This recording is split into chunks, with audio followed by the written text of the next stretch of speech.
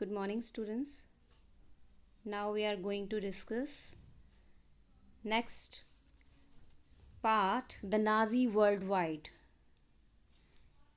Right? Earlier we had discussed about reconstruction, economic reconstruction and political reconstruction, and we have also read about the downfall of Hitler and the Second World War. Right? Now, अब Nazi जो थे, means जो Hitler था, उसकी क्या सोच थी, वो कैसे सभी चीज़ों को देखता था, राइट? इसके बारे में हम पढ़ेंगे. The crimes that Nazi committed were linked to a system of belief and a set of practices. तो उनके हम बिलीव्स और उनकी हम प्रैक्टिसेस के बारे में हम पढ़ेंगे.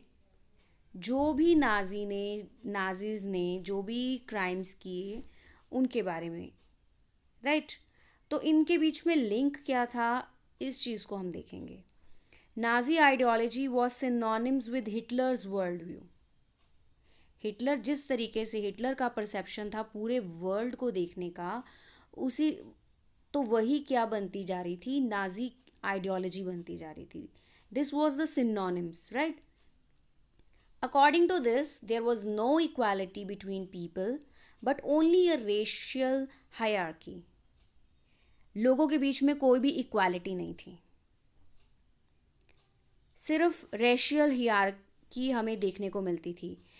रेशियल हायरार्की क्या होती है कि एक नस्ल के अकॉर्डिंग, कि ठीक है इस तरह के लोग अगर होंगे तो उनको सुपीरियर माना जाएगा, इस तरह के लोग होंगे तो उनको इन्फीरियर माना जाएगा. तो देखते हैं उसके बारे में. So according to this, in this view, the new blond blue eyed Nordic German Aryans were at the top. जो नॉर्डिक जर्मन आर्यंस थे उनको टॉप पे रखा गया. नॉर्डिक जर्मन आर्यंस जिनके मतलब ब्लॉन्ड हेयर होते हैं, ब्लू आइज़ होती हैं. ब्लॉन्ड मीन्स जैसे कि गोल्डन होते हैं ना हेयर, इस तरीके के दिखने वाले जो लोग हैं उनको सोसाइटी में टॉप पर रखा जाता था. वाइल ज्यूज़ जो थे, अब ज्यूज़ के साथ तो उन्होंने बहुत बुरा बर्ताव किया नाजीज़ ने. Jews were located at the lowest rung, तो वो लोएस्ट पोजीशन पर थे. They came to be regarded as an anti race and the arch enemies of the Aryans. जो नॉर्डिक जर्मन आर्यंस थे उनके एनिमीज बोला गया कि इनको ज्यूज़ को, ठीक है, कि हमारी ये रेस के बिल्कुल ही अगेंस्ट हैं, हमारी नस्ल के ही नहीं है, राइट? और इनके अलावा जो बाकी के थे, all other coloured people were placed in between depending upon their external features. और जो बाकी कलर के जो पीपल थे, जो कि मतलब ना तो नॉर्डिक जर्मन आर्यंस में आते थे ना ही वो ज्यूज़ की तरह दिखते थे, उनको इन बिटवीन रखा गया, राइट? बीच में के प्लेस उनको दिया गया.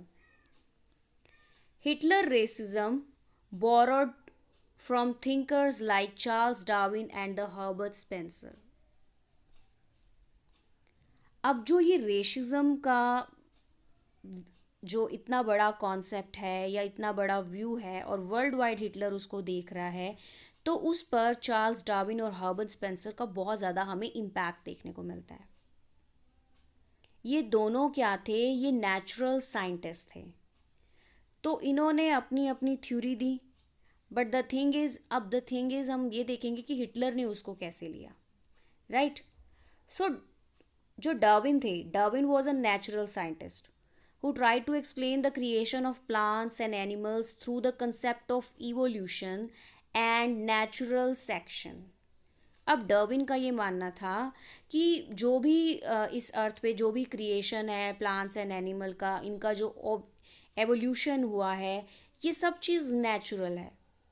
अगर कोई इंसान कोई भी प्लांट एंड एनिमल है तो वो अपने लिए हर तरह की चीज़ लेकर आया है, राइट? कि किस तरीके से वो अपनी अर्थ में, नेचर में किस तरीके से उसने सरवाइव करना है, ये सारी चीज़ें नेचुरली हैं, राइट?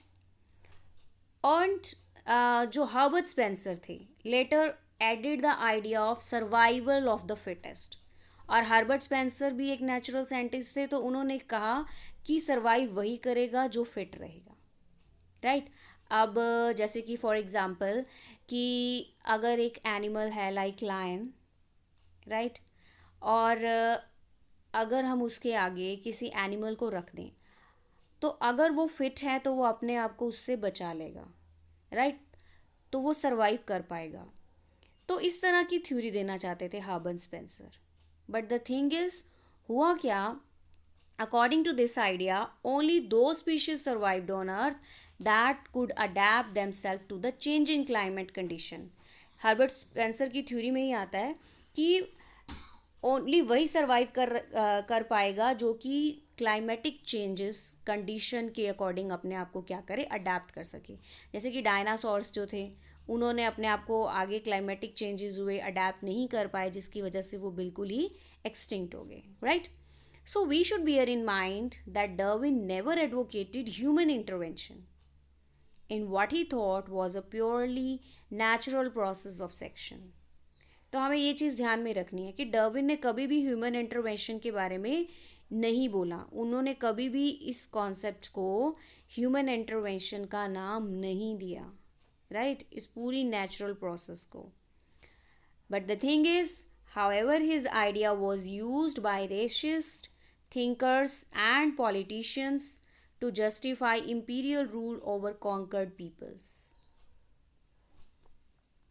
बट जो रेसिस्ट लोग थे, थिंकर्स और पॉलिटिशियन थे, उन्होंने इसको क्या कहा, लोगों को जीतने का एक जरिया बनाया। The Nazi argument that was simple, the strongest red wood survive and the weakest one would parish, कि जो स्ट्रॉन्गेस्ट होगा वो सर्वाइव कर लेगा और जो वीक होगा वो बिल्कुल ख़त्म हो जाएगा।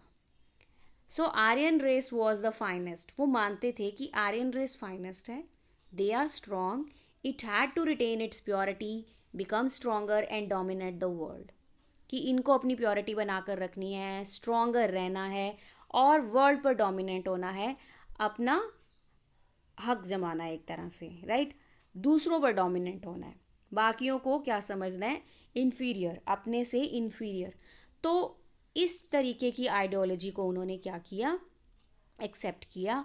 मीन्स जो नेचुरल साइंटिस्ट बोलना चाहते थे उसको अपने तरीके से उन्होंने अडेप्ट किया। And the other aspects of Hitler ideology related to the geopolitical concept of Lebensraum और लिविंग स्पेस। और हिटलर की एक और आइडियोलॉजी थी, that was the living space, कि हमें अपने जो लोग हैं उनके लिए और जगह चाहिए, right. He believe that the new territories had to be acquired for settlement. उनका ये भी मानना था कि नई टेरिटरीज जितने से ज़्यादा हम एक्वायर कर पाएंगे, ऑक्यूपाई कर पाएंगे, उतने ही हमारे लोगों को सेटलमेंट मिल सकेगा, लिविंग स्पेस मिल सकेगा, उतने ही आराम से वो रह पाएंगे। और ये कैसे होगा, and this would enhance the area of mother country, अपने टेरिटरी को बढ़ाओ, right, while enabling the settlers on new lands to retain an intimate link with the place of their origin। अपने मदरलैंड को बढ़ाओ कैसे, थ्रू वॉर्स के through दूसरी territories को एक्वायर कर लिया जाए, राइट, रिटेन कर लिया उनको न्यू लैंड को ले लिया जाए, सो दैट जो हमारे सेटलर्स हैं उनको एक न्यू लैंड प्रोवाइड हो सके, right. And it would also enhance the material resource and the power of German nation.